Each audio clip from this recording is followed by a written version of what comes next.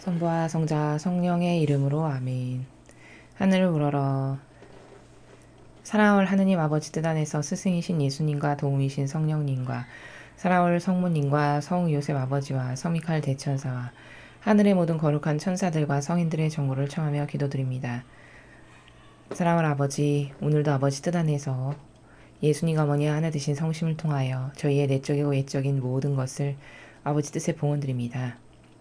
저희의 모든 것의 주체가 되어 주시옵소서. 또한 아버지께서 사랑하시는 전 세계에 흩어져 있는 아버지의 모든 자녀들, 회개하여 돌아오기를 원하시는 아버지께 속한 모든 자녀들을 같은 지향과 갈망으로 저희의 인성이 끌어안아 예수님과 어머니의 하나 되신 성심을 통하여 아버지의 뜻에 본드리오니 아버지 부디 이 마지막 시대 처참하고 비참하기 이를 데 없는 이 마지막 시대에 아버지께 속한 자녀들의 눈과 귀와 마음과 정신과 생각에 있는 악을 모조리 다 쫓아내시고 유일무이한 참된 진실과 사실인 이 진리의 빛으로 그들의 다치고 완고해지고 굳고 잘못 길들여진 그 모든 오감을 빛으로 쫙쫙 찢으시어 그들의 사고방식과 정신과 마음 안에 새로운 세계가 열릴 수 있도록 아버지의 진리의 나라가 펼쳐질 수 있도록 그리고 그것을 바라볼 수 있는 은총으로 아버지께 속한 자녀들을 축복하여 주옵소서. 특별히 아버지께서 아주 특별한 은총을 주시기 위하여 선택하고 선별하신 대한민국과 미국이라는 이 두 나라를 특별히 예수님과 어머니나 드신 성심을 통하여 아버지 뜻에 봉헌드리오니 아버지 마지막 시대의 사악한 악의 끊임없는 계략과 책략과 교묘한 술책으로부터 이 두 나라를 보호하시고 지켜주시어 두 나라가 아버지 뜻 안에서 모든 마귀를 물리쳐 이겨주심으로 다시 과거에 이루었던 번영의 수십 배, 수백 배의 수만 배에 이루는 번영의 국가를 다시 재창조할 수 있도록 재탄생할 수 있도록 자비를 베풀어 주옵소서. 그리하여 아버지의 영광을 드러내는 나라 될 수 있도록 축복하여 주옵소서. 이 모든 기도 우리 주 그리스도를 통하여 비나이다. 아멘. 성부와 성자와 성령의 이름으로 아멘. 안녕하십니까. 하느님의 뜻 선교의 윤피아 수녀입니다. 오늘도 하느님 아버지께서 성경을 통해서 인류에게 가르쳐 주시는 진리의 나라를 함께 학습해 보도록 하겠습니다. 2020년 8월 14일 금요일입니다. 제1독서 에제키엘 예언서 16장 1절에서 15절, 60절, 63절까지의 말씀입니다. 주님의 말씀이 나에게 내렸다. 사람의 아들아, 예루살렘에게 자기가 저지른 역겨운 짓들을 알려주어라. 너는 말하여라. 주 하느님이 예루살렘에게 이렇게 말한다. 너의 혈통과 태생으로 말하자면 너는 가나안 땅 출신이다.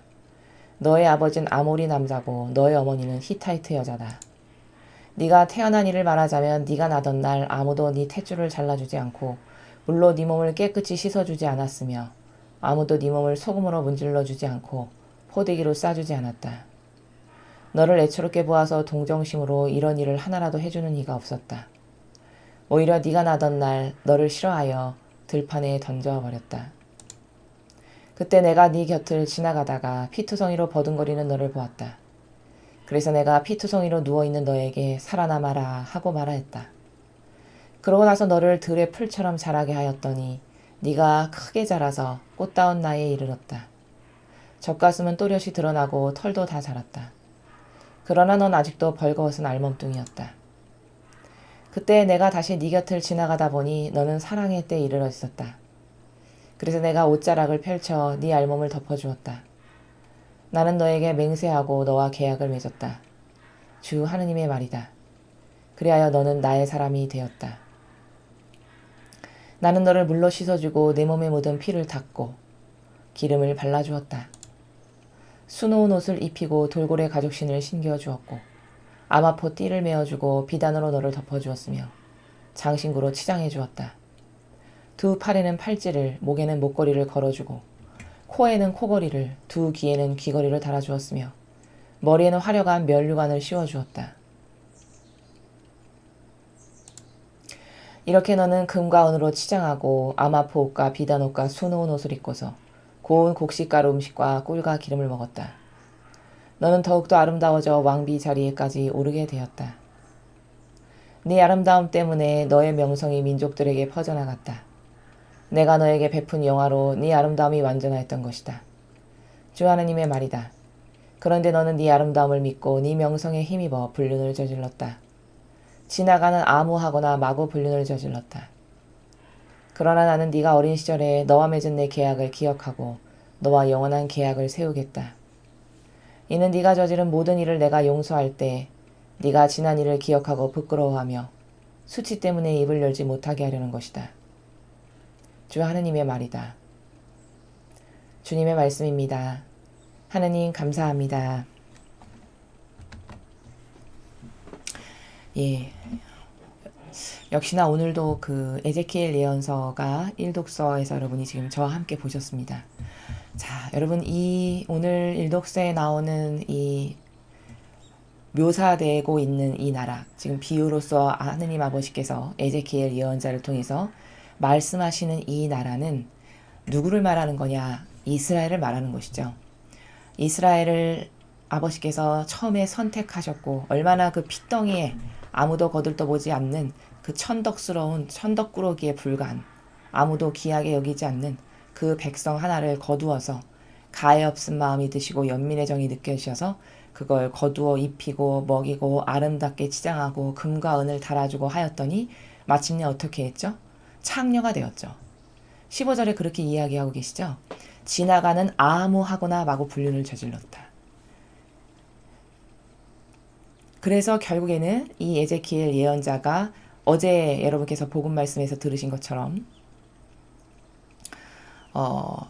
에제키엘 말고도 그 이전부터 많은 예언자들이 이스라엘이 똑바로 살지 못할 때 하느님의 뜻에 올바르게 반영하지 못할 때마다 끊임없이 와서 이렇게 하면 안 된다라고 주님의 뜻을 부르짖었죠. 그러나 이스라엘 백성들은 순종하지 않았습니다.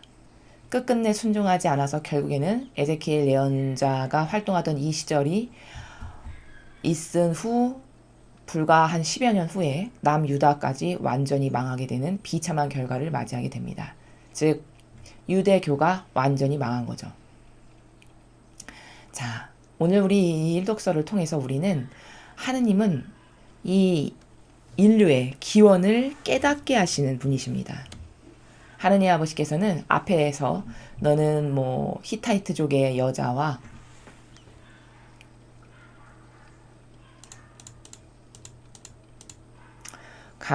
아모리 남자와 히타이트 여자 사이에서 태어난 너는 이런 기원으로 태어났고 아무도 너를 쳐다도 안 보고 거들떠도 안 봐서 내가 너를 거둬서 너를 이렇게 영화롭게 해주고 이렇게 아름답게 꾸며주고 기름을 발라주고 온갖 갖은 고생과 온갖 노력과 열정을 쏟아서 이렇게 사람답게 만들어 놓고 수많은 은총을 너에게 부었는데 너는 고작 그런 나에게 반향한다는 나라가 결국 아무하거나 마구 불륜을 저질러 대는 이런 창녀가 되어버렸다.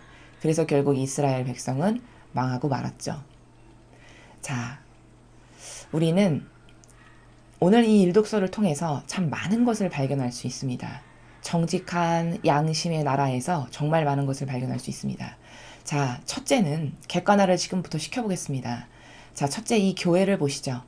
여러분이 한평생 몸담고 신앙생활 하셨던 로마 가톨릭을 잘 객관화의 마음으로 오늘 이 아버지의 마음이 어떠하실까를 헤아려 보면서 객관화의 시각으로 한번 바라보시겠습니다. 예수님께서 다녀가신 지 2000년이 넘었습니다. 예수님께서는 처음에 12명의 제자를 통해서 신적인 교회를 이 지상에 세우셨죠. 그래서 그 12명의 제자들에게 가르치시기를 너는 높아지고 싶으면 모든 일을 섬기는 종이 되거라. 너는 그리고 섬기려 온 게 아니고 섬김을 받으려 온 게 아니고 너희들은 직무 자체가 너에게 보내주는 양들을 섬기러 온 거다. 그러니 나를 보고 내 모범을 따라하거라. 이런 많은 것들을 신적 질서와 진리의 나라를 가르치고 전하셨습니다. 그래서 12명의 제자들은 예수님께서 살아계시는 동안 그 가르침을 받았고 그래도 그 12명의 제자가 있을 때까지는 신적인 질서를 따르려고 애썼고 진짜 하느님의 기적이 거기에 역사가 일어났었고 베드로 사도 같은 경우는 그렇게 부족했어도 막 안진뱅이 일으키고 막 죽은 사람 살리고 막 이런 엄청난 기적 몇천 명씩 막 세례주고 이런 하느님의 역사가 그들 가운데서 일어나는 것을 우리는 확인할 수 있죠.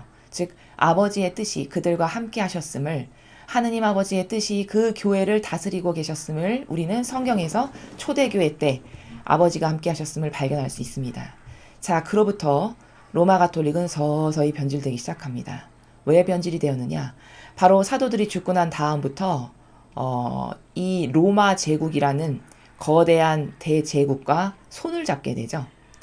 로마 제국의 입장에서는 여러 가지 다양한 민족들을 다스리는 데 있어서 이 가톨릭을 받아들이면 통치가 굉장히 수월했습니다. 그 당시에. 그래서 가톨릭을 국교로 삼았던 것은 로마 제국이 가톨릭의 그 신앙을 진실로 받아들이고 하느님을 경외하고 섬기는 마음이 있어서 그것을 자신의 신으로 모시기 위해서 국교로 받아들인 것이 아니고 순전히 정치적 목적 때문에 로마 가톨릭을 자신들의 국교로 받아들여서 가톨릭과 손을 잡죠. 그때부터 변질되기 시작합니다. 그래서 우리는 그 전까지는 제자들이 활동할 때까지는 그리스도교다라고 성경에 이렇게 쓰여져 있죠. 그리스도를 믿는 그리스도교다 이 말이죠. 근데 로마 제국과 손을 잡은 다음부터는 어떤 말이 나왔죠? 로마 가톨릭이다 이런 말이 그래서 탄생하게 된 겁니다. 그래서 로마와 손을 잡으면서부터 가톨릭은 서서히 부패하기 시작합니다. 그래서 여러분도 중세 시대의 역사나 이런 것들을 관심 있어서 보신 분들은 얼마나 과거 가톨릭의 그 교황들이 떵떵거리는 권세와 위력을 떨치며 왕보다도 더 강력하고 막강한 권세로 한때 중세 시대를 휘둘렀던 휘잡고 살았던 이런 시대가 있었음을 우리 모두가 알 수 있죠.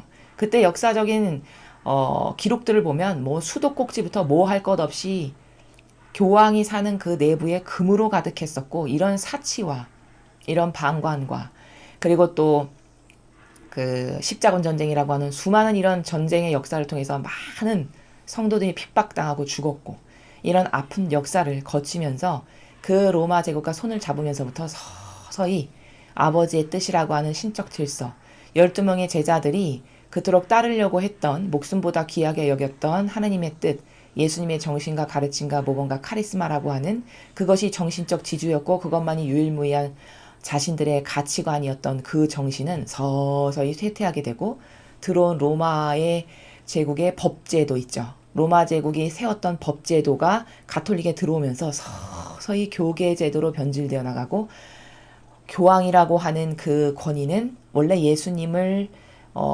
닮은 모든 인류를 끌어안는 회개한 종의 모범으로서 가장 큰 모범으로서 가장 낮은 자리에서 예수님과 똑같은 정신세계 안에서 자신에게 보내준 양들을 위해서는 목숨을 내놓을 이런 각오로 이런 정신으로 아버지 뜻을 행하는 게 그 직함의 그 직분의 마땅한 소명이고 직분이었으나 이것은 다 소실된 지가 오래되었죠. 그래서 엄청나게 떵떵거리는 그 권위와 그리고 명예를 누리면서 또 수많은 부가 들어오면서 이러면서 서서히 변질돼서 이런 신적 질서는 없어지게 됩니다.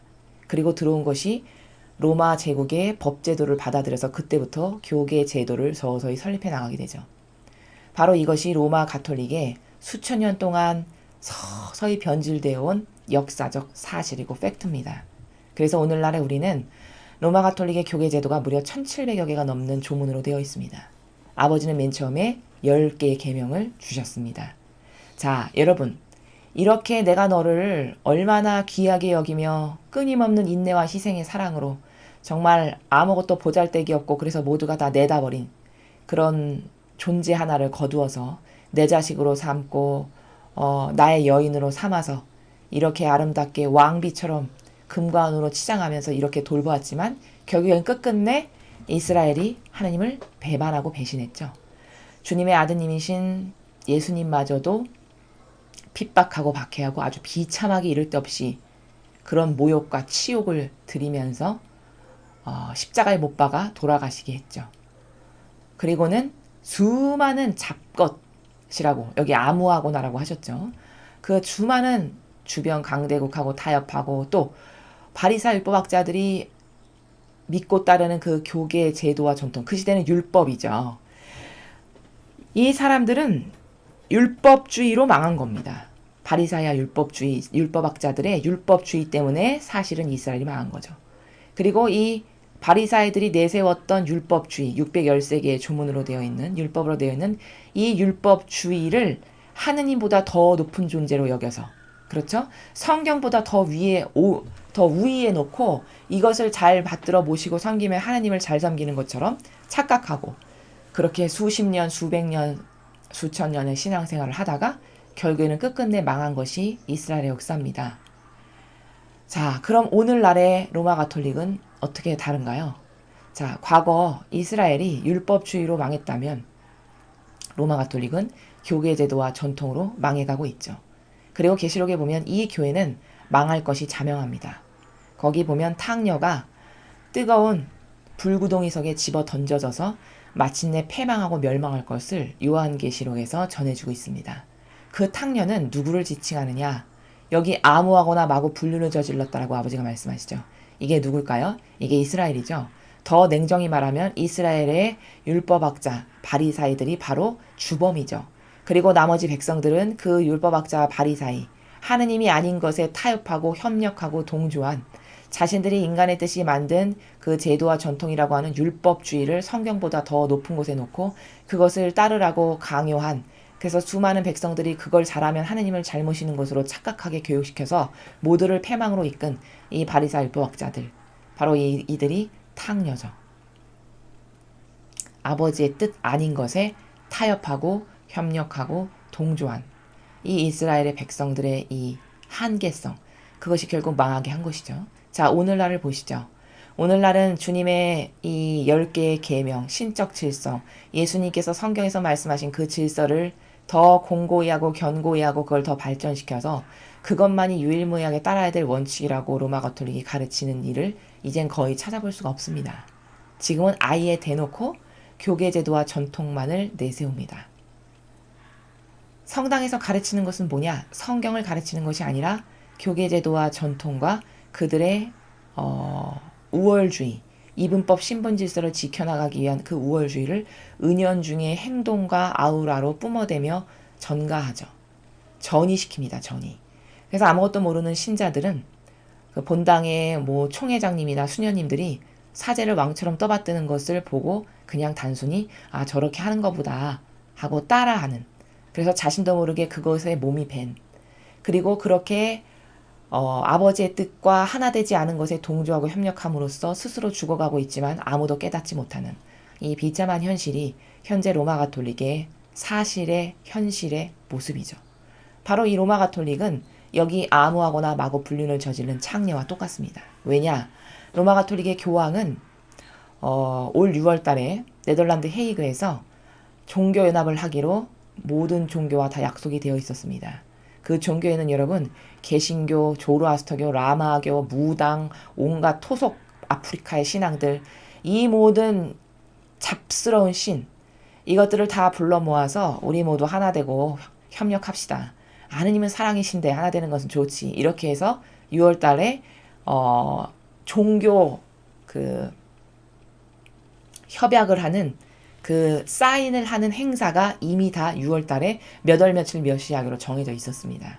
근데 참 아이러니하고 놀랍게도 이 코로나 우한 계질 폐렴 때문에 그게 취소됐어요. 뒤늦게. 그래서 결국 종교협약의 협정서에 사인을 하지 못했거든요. 아버지의 뜻이 어디에 있으신지는 모르겠지만 바로 이렇게 아무 종교나 다 받아들여서 우리는 하나 되어야 된다라고 하는 이 정신이 바로 여기 15절에 하느님께서 너는 이렇게 내가 귀히 여기고 너를 돌보았는데 너는 나에게만 속하고 나만 믿고 나만 희망하고 나에게만 절대성과 유일성으로 의탁하지 않고 넌 수많은 잡것들과 하나 되고 동조하고 협력한 넌 창녀다. 이렇게 말씀하시는 거잖아요. 15절에. 근데 로마 가톨릭이 지금 오늘날에 똑같다는 거죠. 그럼 과거 이런 전철을 밟았으면 이스라엘이 이렇게 망했다라는 사실적 팩트가 성경에 기록되어 있다면 로마 가톨릭도 그 이스라엘이 망한 전철을 지금 똑같이 밟고 있다면 망할 것은 기정사실화된 내용이라는 거죠. 그리고 사실 망할 것이 계시록에 기록이 이미 되어 있습니다.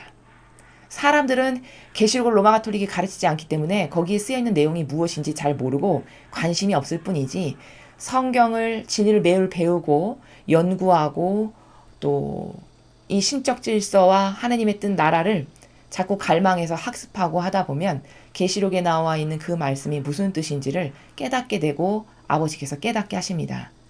그래서 계시록에 보면은 바빌론의 패망, 바로 그 바빌론이 뭐냐? 이 탕녀라고 아버지께서 말씀하신 창녀라고도 이게 이놈 저놈하고 하나 되고 협력하고 동조한 이 로마 가톨릭의 교황권. 과거 이스라엘이 이렇게 너는 아무하거나 마구 불륜을 저질렀다. 이스라엘이 그랬잖아요. 하느님만을 믿고 거기에 절대성과 유일성으로 하나 됐냐? 그렇지 않았죠. 수많은 바리사 율법학자들이 만들어 놓은 그 교계 제도와 하나 됐고 아버지의 뜻은 사실 뒷전이었습니다. 뒤로 저 발끝에 때만도 못한 그 뒷전으로 밀어놓고 자신들이 만들어 놓은 제도 전통 잘 섬기면 하느님을 잘 섬기는 사람들. 이렇게 착각하게끔 가르친 게 바리사 율법학자들인데 그러면 이스라엘 백성이 하느님을 안 모셨냐? 아니요. 하느님을 모셨는데 잘못 모신 거죠. 역겨운 방법으로. 아버지께서 원치 않으시는 인간의 뜻으로 그분을 모시고 섬긴 겁니다.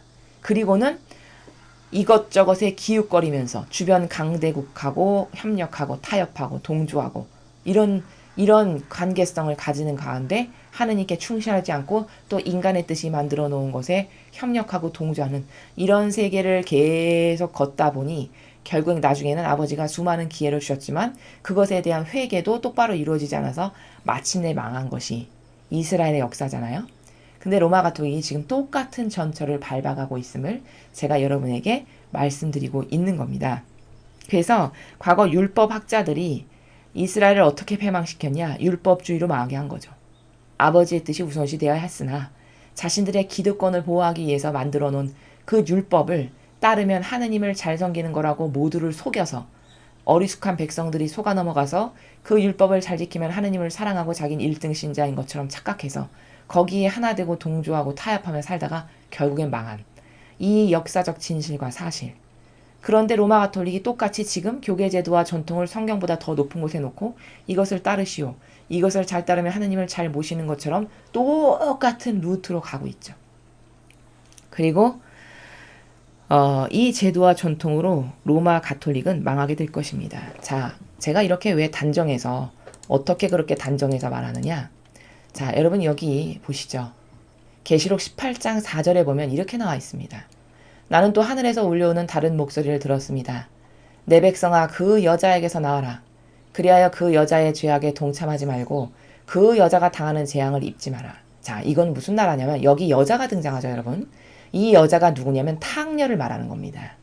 제가 지금 이 18장 4절만 딱 띄어와서 그렇지 이 앞뒤 전후 문맥을 보면 그 여자에게서 나와라 말씀하신 그 여자가 바로 탕녀인데 그 탕녀, 그 창녀는 누구를 지칭하는 거냐? 이 마지막 시대에 이것저것과 타협해서 추잡하기 이를 데 없는 아까 에제키엘서에도 보신 그 로마 가톨릭의 교황권을 이 탕녀라고 지칭하시는 겁니다. 그 탕녀에게서 나와라. 나와라고 말씀하셨어요. 그럼 뭘까? 로마 가톨릭에서 떠나라는 거죠.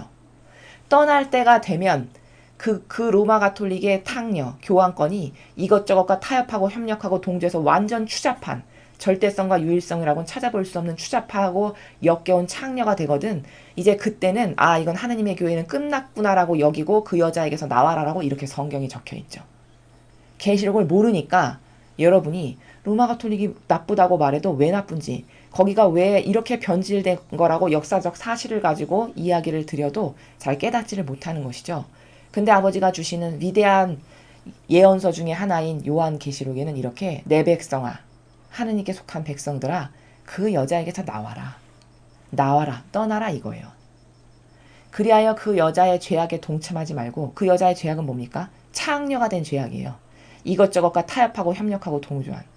여러분 로마 가톨릭의 이 프란치스코 교황이 교황에 올라간 뒤에 가장 먼저 한 일이 뭔지 아십니까? 러시아의 정교회부터 방문했습니다. 그리고 이 로마 가톨릭의 교황은 자신들의 양들을 돌보는 것보다는 이런 공산주의 나라들 있죠. 여기에 더 관심이 많아요. 그의 행보를 보면. 그리고 성경에 나오지 않는 이상한 것들을 계속 발언합니다. 뭐 동성애 자랑을 포용하라는 둥, 난민을 끌어안으라는 둥, 그렇죠? 그리고 하느님보다 인간이 먼저라는 둥. 이런 이 성경에는 나오지 않는 이런 인간의 역겨운 논리, 자기 뜻을 성도들에게 전하고 가르칩니다. 인간이 먼저다, 인간이 우선이다, 막 이런 거. 이게 뭘까? 성경의 근간에 뿌리를 뒤흔드는 발언들입니다. 그런데 아무도 이것에 대해서 잘못됐다라고 말하는 신학 박사가 이 로마 가톨릭에 한 명도 없습니다. 참 충격적인 사실이죠. 왜일까요? 그 안에서 먹고 살려면, 거기에 반하는 말을 하면 로마 가톨릭이 가만히 둘까요? 당장 끌어내려서 아무도 가지 않는 이상한 섬, 저기 신자 몇 명 있지도 않는 그런 어떤 오지, 이런 데로 발령을 내겠죠. 그게 두려운 거죠. 그러니까 설사 잘못됐다는 걸 알면서도 말 못하는 분들이 많이 있을 거다라고 저희 사명은 생각하는 겁니다. 근데 이렇게 계시록에 엄연히 써있지만 그 탕녀에게서 나와라.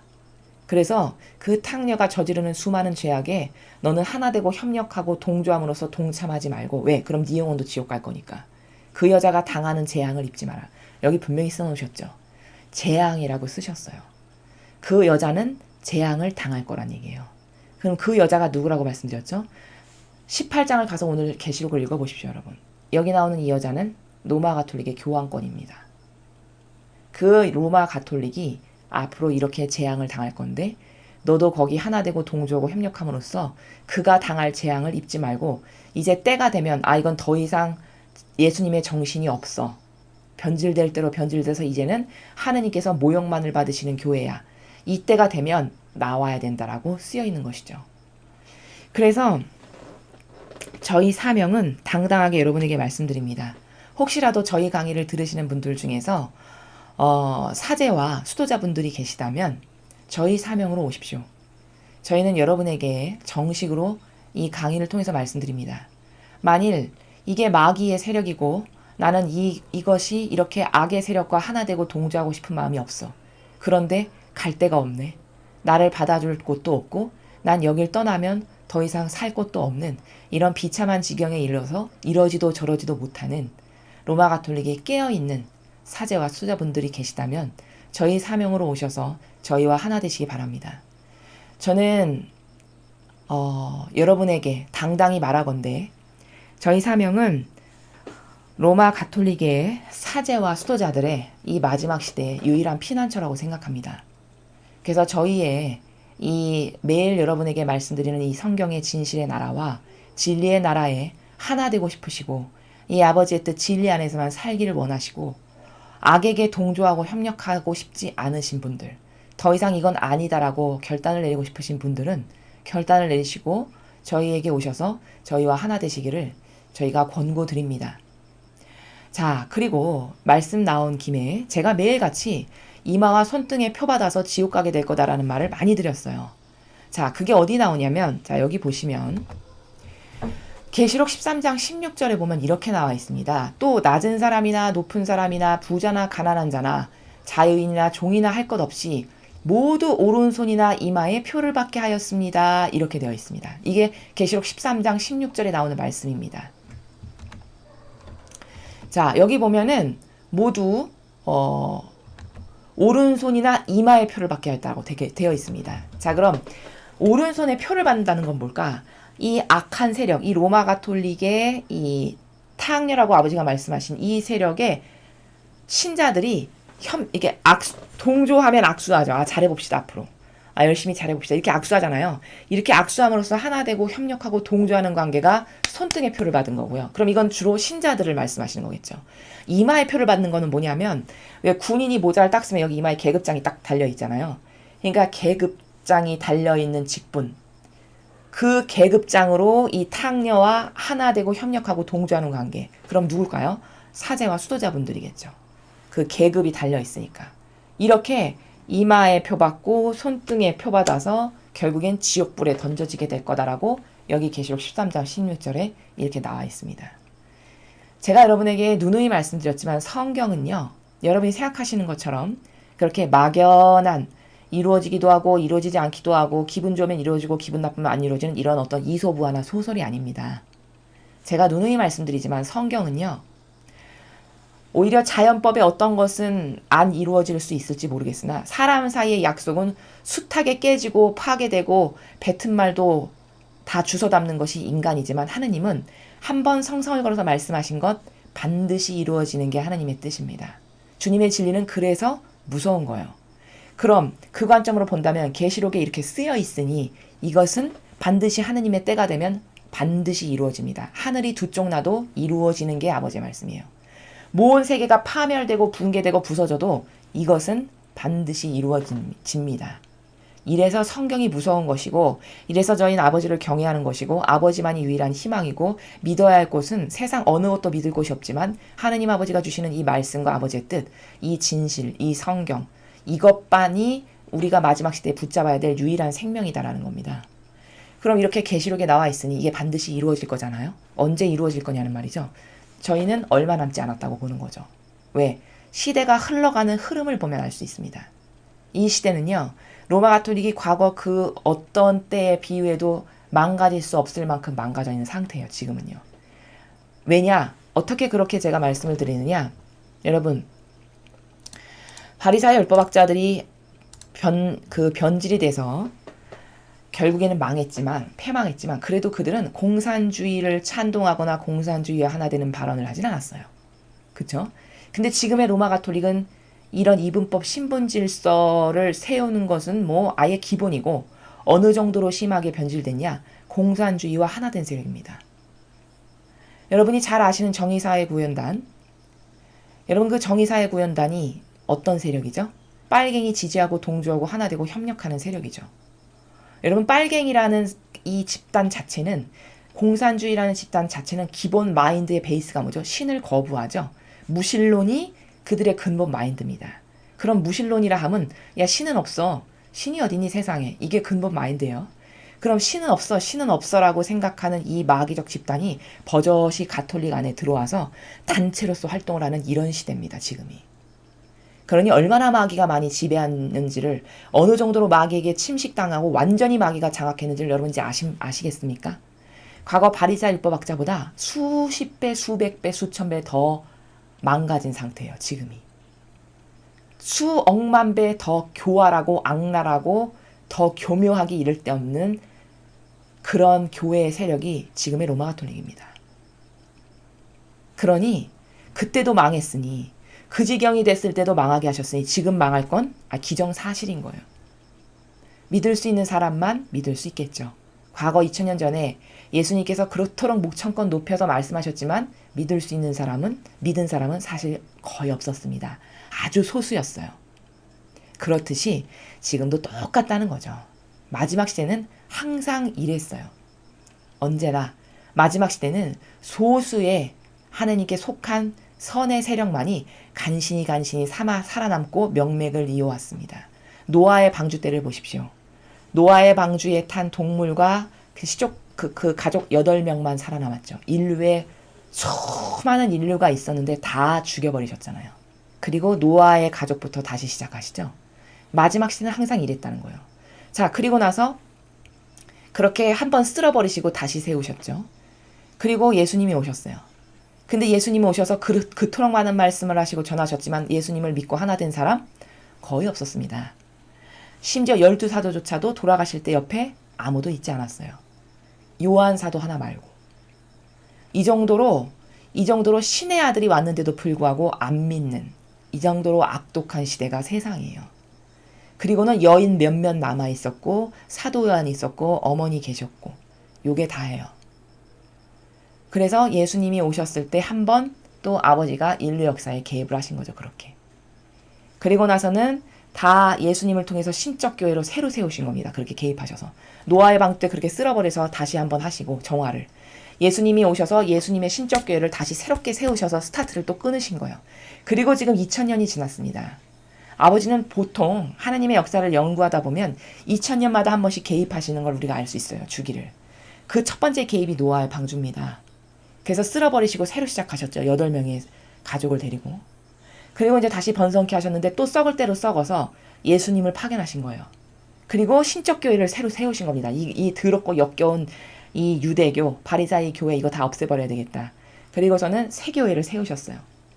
그리고서 이 세교회를 스타트로 다시 시작을 하셨는데 또 2000년이 지금은 지났잖아요. 이제 썩을 대로 또 썩은 거죠. 변질될 대로 변질돼서 거기 진실한 세력은 찾아볼래야 찾아볼 수가 없는, 오히려 마귀 중에서도 상마귀인 공산주의와 하나 될 만큼 이 정도로 썩었는데도 아직도 신자들이 분별의 눈이 없어서 그 로마 가톨릭이 얼마나 사악한 마귀적 집단으로 변질됐는지를 모르는 거죠.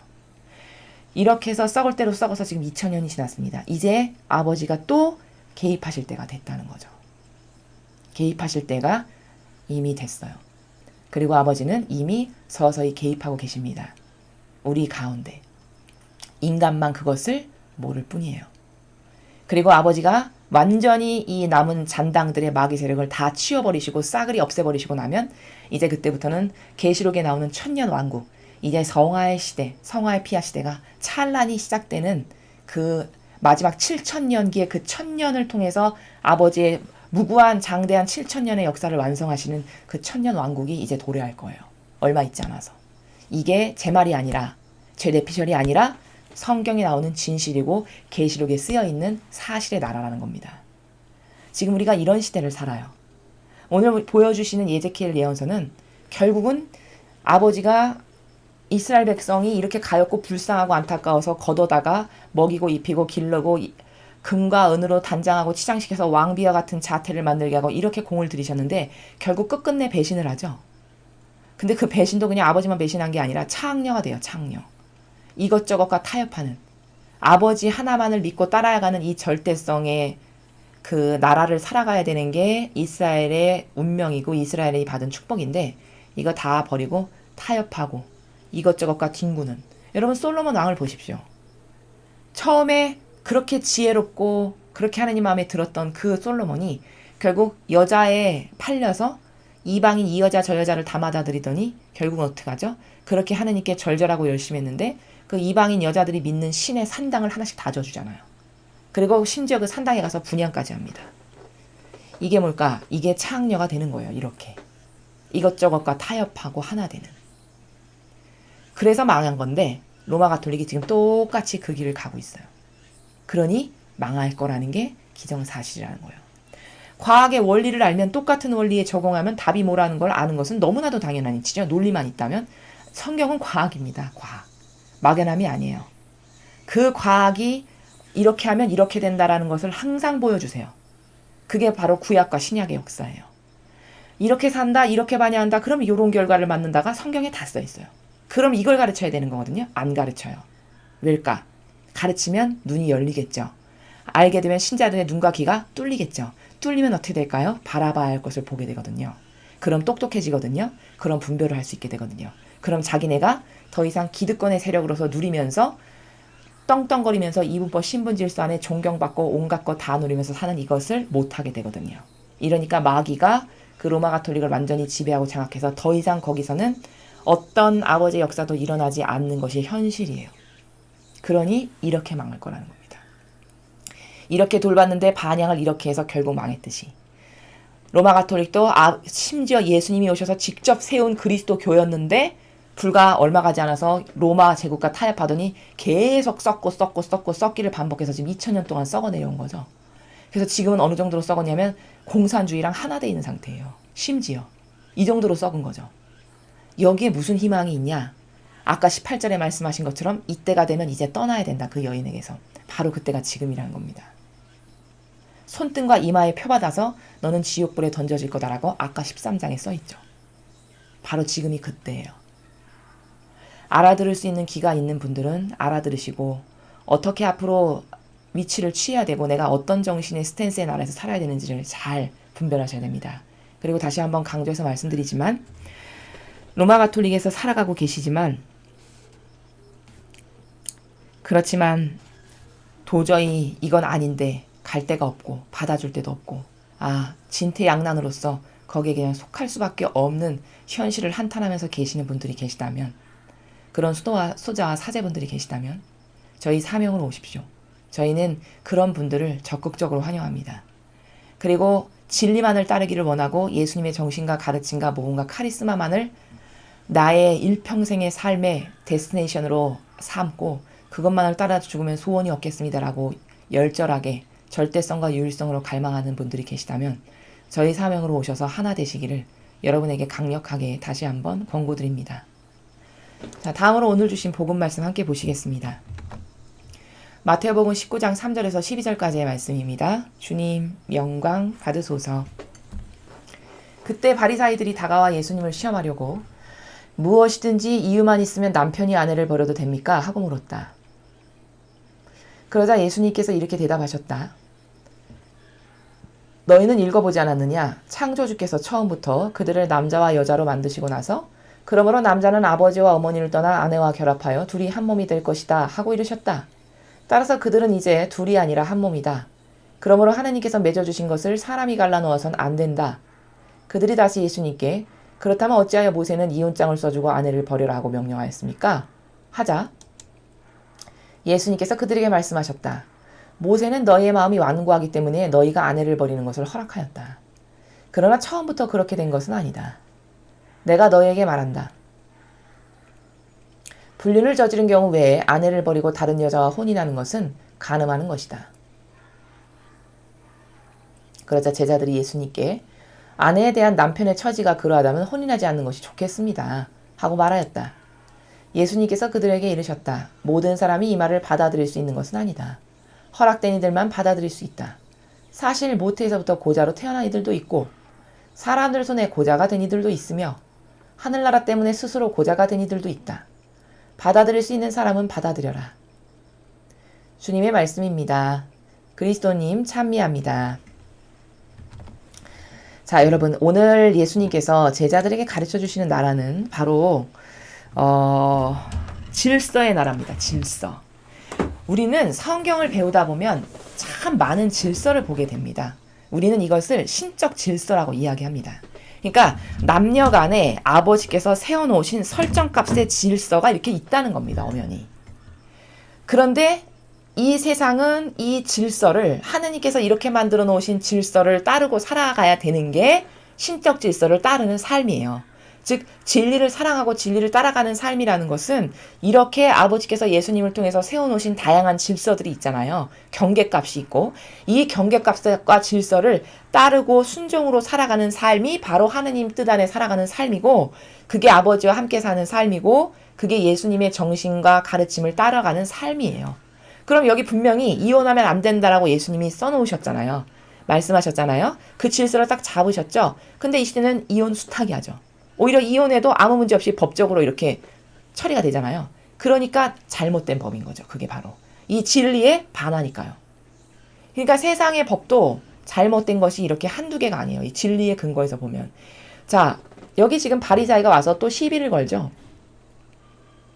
시험하려고 이렇게 써 있어요. 감히 인간 주제에 제도와 전통이나 따르고 섬기고 살아가는 마귀 주제에 예수님을 지금 시험하죠. 이들이 이런 세력이었어요. 근데 과거에 유대인들이 이스라엘 백성이 바리사이가 이런 마귀라는 걸 알았을까요? 저는 몰랐을 거라고 100% 자신합니다. 100% 자신해요. 그럼 지금 시대에 신자분들이 이 로마 가톨릭의 사제나 주교나 추기경이나 교황이 바리사이와 똑같은 종류의 마귀라는 것을 악이 완전히 점령한 세력이라는 것을 몇 분이 과연 이해하실까요? 거의 이해 못 하시겠죠. 왜?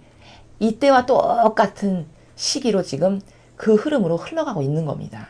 이 하나만 봐도. 여러분이 보시기에는 여러분이 성경을 읽으시다 보면 진짜 이스라엘 백성은 어리석다. 아니 어떻게 예수님을 못 알아보고 저렇게 예수님을 핍박하고 박해하고 죽일 수가 있지? 여러분은 그렇게 이스라엘 백성을 어리석다라고 생각하실 수 있으실 거예요. 근데 여러분이 그러면 안 그러냐? 우리가 그럼 그 이스라엘 백성보다 똑똑하고 분별을 잘하는 세력인가를 살펴봐야 돼요. 냉정하게 검토를 해봐야 됩니다. 즉 객관화를 해봐야 돼요. 그럼 객관화를 해보죠.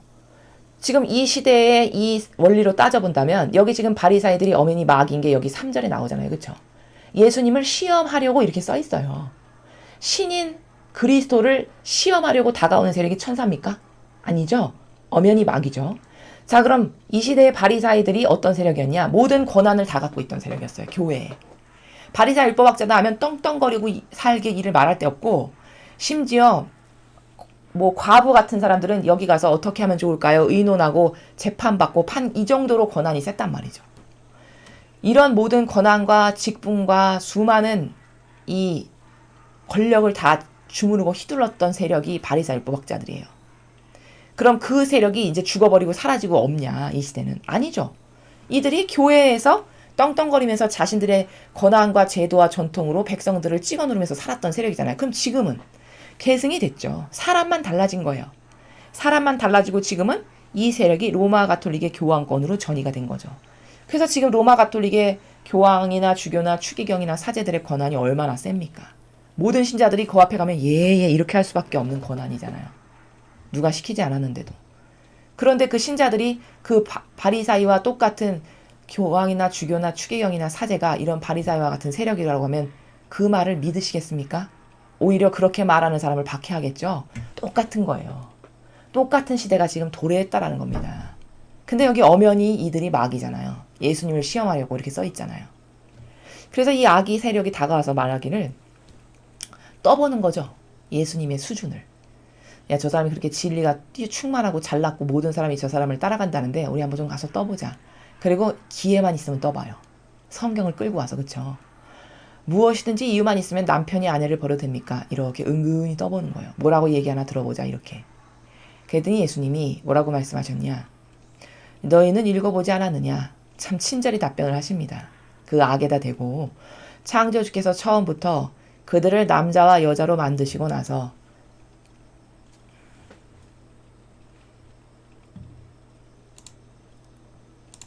그러므로 남자는 아버지와 어머니를 떠나 아내와 결합하여 둘이 한 몸이 될 것이다 하고 이르셨다. 이제 하느님께서 그렇게 말씀하셨다라는 거예요. 남자와 여자는 한 몸이 된다. 한 마음 한 뜻이 된다. 결혼이라고 하는 그 어떤 뭐라고 할까 의미를 통해서 그래서 따라서 그들은 이제 둘이 아니라 한 몸이다.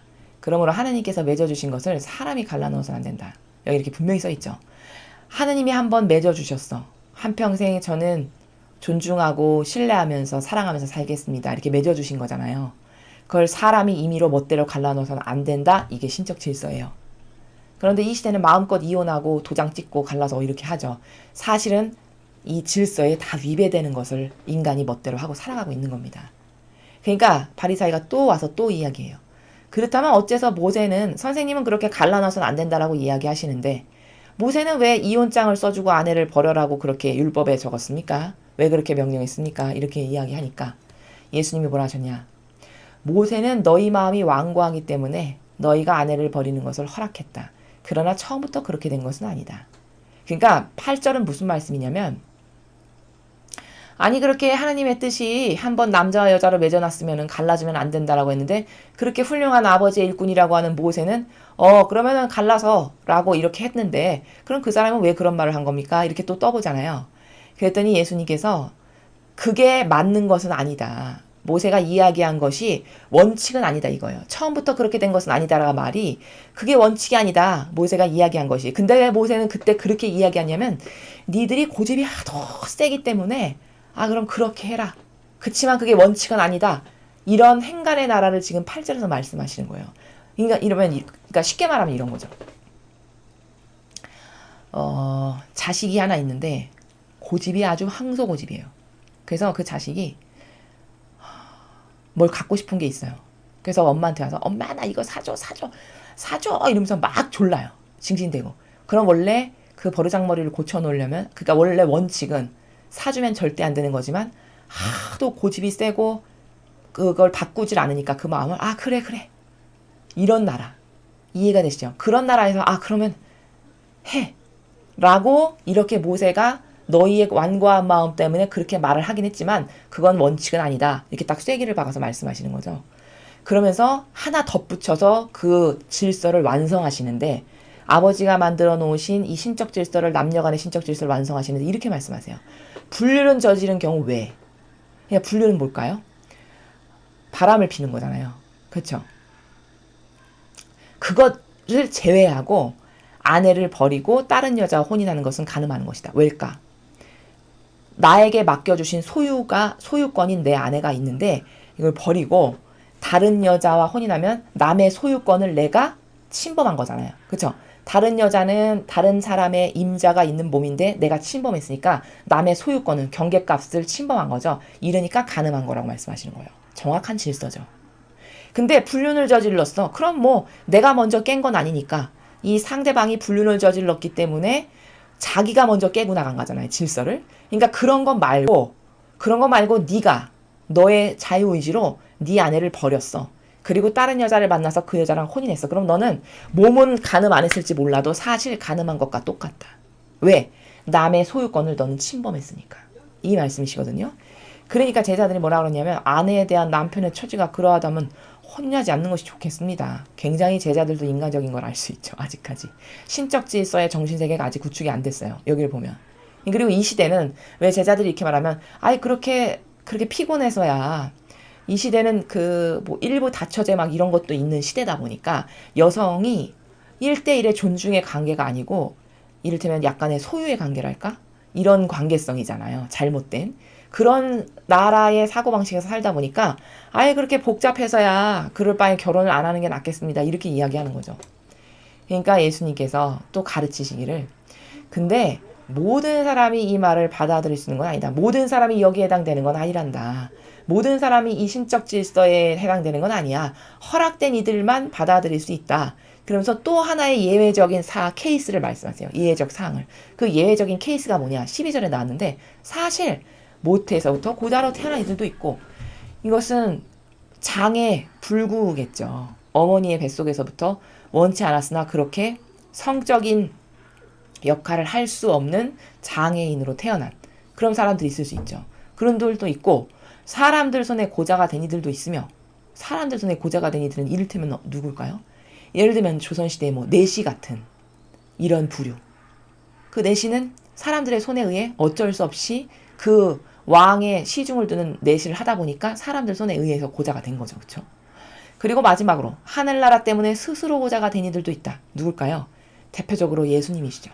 스스로 그걸 거부하신 세계에서 살아가시는 거잖아요. 지금으로 치면 사제와 수도자들이겠죠. 스스로 고자가 되기를 원하는 이런 특이사항의 예외적 케이스도 있단다. 다 그렇게 돼야 되는 건 아니야 얘들아. 받아들일 수 있는 사람은 받아들여라. 이렇게 말씀하고 설명을 끝마치셨습니다. 그래서 오늘 이 복음은 질서, 특히 남녀 간의 질서를 가르쳐 주시고 확립하시는 거예요.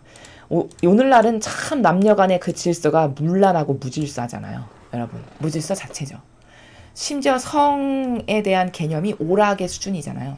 이것은 오늘 가르쳐 주시는 이 남녀 간의 확실한 신적 질서와 경계의 나라에 비추어 본다면 정말 저주받은 정신이죠. 남녀 관계를 오락으로나 여기는 수준이라는 것은 이 정도로 신의를 지키는 것을 똑바로 지키라라고 말씀하시는 나라잖아요. 네가 부인이 있는데 그 부인이 먼저 바람을 펴서 불륜을 저지른 게 아닌데 네가 먼저 부인을 버리고 다른 여자랑 혼인을 했어. 그럼 넌 간음한 거다. 왜? 이 남녀 간의 관계는 제일 중요한 기준이 뭐냐면 소유권의 기준이에요. 어디에 속해 있다는 거죠. 누구랑 하나 돼 있다는 거죠. 근데 그걸 침범하면 그게 바로 그 즉시 죄가 됩니다. 이러니까 네가 어떤 육체적인 간음을 하지 않았다 해도 너가 그 남의 소유권에 있는 사람을 만나서 그와 결혼을 하는 이런 관계를 갖는다? 그럼 넌 간음한 사람이다. 이렇게 말씀하시는 건 이건 소유권의 경계값을 나타내는 거다. 그 다음 앞에 일독서는 여러분께 많은 말씀을 드렸지만 이렇게 에제키엘 예언서를 통해서 하느님이 우리의 근원과 기원을 아시는 참된 진짜 아버지신데 그 아버지가 우리를 그렇게 가엾게 여기셔서 거두으신 거예요. 그리고 이루 헤아릴 수 없는 축복을 주신 거죠. 상상을 할 수 없는 축복으로 감싸 안으시고 여왕의 자리에까지 오르게 이렇게 치장을 하셨다고 하시잖아요. 근데 그런 우리가 누가 나를 그렇게 만들어 주셨는지도 모르고 잊고 살고 깨닫지도 못하고 그리고 다 이놈 저놈과 간음하는 이런 창녀가 돼버렸다. 그게 바로 과거 이스라엘의 교회의 이스라엘 나라의 수준. 그래서 그 나라가 결국에는 그 창녀로 간음하며 살다가 회개 끝끝내 못해서 망해버린 이 역사적 사실을 우리가 알고 있잖아요. 로마 가톨릭도 지금 똑같은 전철을 밟아가고 있다는 것을 제가 객관화를 통해서 말씀을 드렸죠. 그리고 그것이 계시록에 그렇게 엄연히 쓰여 있다는 거. 마지막 시대가 되면 그 여인에게서 나와라. 지금이 바로 그 시대라는 겁니다. 그리고 이마와 손등에 포하는 게 뭔지 계시록에 쓰여 있죠. 분명히. 그게 무엇인지를 어떻게 동조하고 하나 돼서 죽는 건지를 제가 여러분에게 말씀을 드렸습니다. 자, 이런 시대적 환경, 이때 우리는 무엇을 따라야 되고 어떤 정신세계에서 살아야 되며 나는 어떻게 하느님과 어떤 관계성으로 살아가야 될까? 이런 것들을 여러분이 저희의 진리의 이 강의를 들으시면서 객관화시키시고 잘 마음과 정신에 새기시고 정확한 그 스탠스를 취하셔야 돼요. 이럴 때일수록. 노선이 분명해야 된다는 얘기죠. 예와 아니오의 노선이. 그렇게 할 때만이 여러분의 영혼을 구할 수 있는 지금은 그런 마지막 시대다. 라는 것을 다시 한번 강조해서 여러분께 말씀드립니다. 이상으로 2020년 8월 14일 금요일 복음의 설을 마치겠습니다. 감사합니다.